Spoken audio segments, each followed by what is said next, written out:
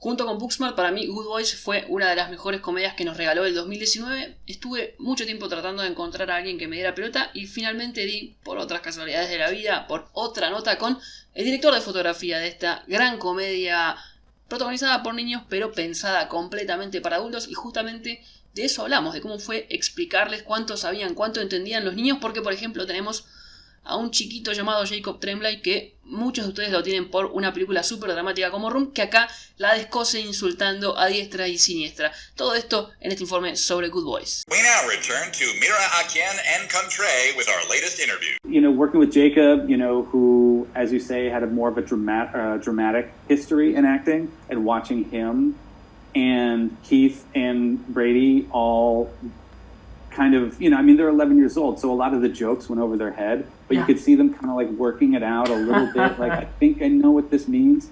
It was every day was entertaining and funny, and a lot of it was just a blast. There's drugs, there's violence, there's swearing, and although we've decided it's okay for you to do these things in the movie, you can't watch yourselves do them in the trailer. Thankfully, that wasn't my job to explain the jokes to them. And all of the kids' parents were with us every day. Yeah. And so the parents would spend some time in the morning or during the day, and they would explain, maybe not exactly what the joke was, but they would kind of explain the context of it and say, here's what this is about, and, you know, this is what you're kind of saying, etc. I found all these weapons in my parents' closet. I think your parents let me wear this for Halloween. It's Japanese for nunchucks, motherfucker. Oh, fuck! Are you okay? You smell like shit. And of course, the kids know, they know what swear words are. Yeah. You know, they're very, and they were, you know, none of them were allowed to swear off camera. Like, their parents made sure of that. Yeah. So they were incredibly enthusiastic to be able to swear on camera. They got very much into it. And, you know, I mean, it's the flip side of that is that sometimes they got a little bit too excited, and you have to corral 3 11-year-old boys and get their energy on the same level can be challenging. But ultimately, I think the fact that they had so much fun doing it really translates into the movie. And I think that's one of the reasons that people have so much fun watching it, is because the boys had so much fun making it.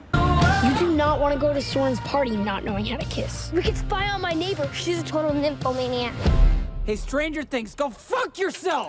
So the highway scene was always going to be challenging. And in fact, I remember my very first interview for the movie, it was the thing that we discussed the most. Look! Oh, started it! Let's go back! We're trapped! It was clear that from the story perspective, it was a big moment for the boys dramatically. Like, they're literally crossing from boyhood into young adulthood, or whatever, however you want to phrase it. So the highway became not just a physical barrier, but a symbolic barrier for them at the same time. So we wanted to make sure we did it right. And it needed to be funny, it needed to be thrilling, it needed to feel dangerous, and all of these things, which is a lot to kind of figure out. I was up in Vancouver for 7 weeks, I think, prepping the movie, and easily half of that time was spent working on this one sequence and making sure that we were going to get all the pieces that we needed, and again, do it safely, because we're talking about 11-year-old boys. So we spent 3 days shooting it. You know, they found an airport outside of Vancouver that wasn't using one of their runways. So we took that runway and we transformed that into a highway, with the help of a lot of visual effects, of course, and filmed it all over the course of the 3 days there. And we got a little bit lucky because at the time, this is going to sound terrible, but at the time there were some wildfires happening in Canada. So there's this small level of haze in the sky, and it ended up becoming this like nice diffusion for the sunlight, because the sun, of course, is moving the whole time. It's really harsh, and there was not a lot we could do because some of the shots were really wide. And that ended up really helping us out, because it took a lot of the edge off of the plane. It's a terrible thing to say.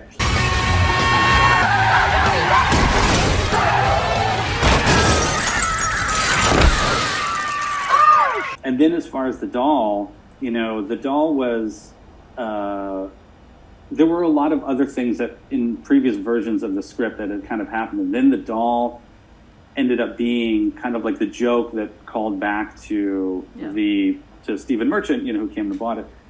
And none of us kind of knew what was going to happen when we launched the doll through the windshield. So it was a lot of fingers crossed. There's a lot of like people just saying, I hope this works. I hope this works. And what we did was we put one camera on the ground right in front of the car. Well, maybe not right in front. It was maybe like 30 feet back from the car, but pointing right at it. And we surrounded it with plexiglass, just in case, because we didn't want the camera to get destroyed. And then they launched the doll out of the car through the windshield. It looked amazing. And the doll went right through the tiny hole that we had cut in the plexiglass for the lens and smashed into the camera and sent the camera skittering 20 feet down the runway. And thank God it didn't break, because that footage is amazing. Yeah. But for a moment, everybody was like, oh my God. But we ended up getting something that we could not have planned on being that good, because it just worked out that way. We just got lucky.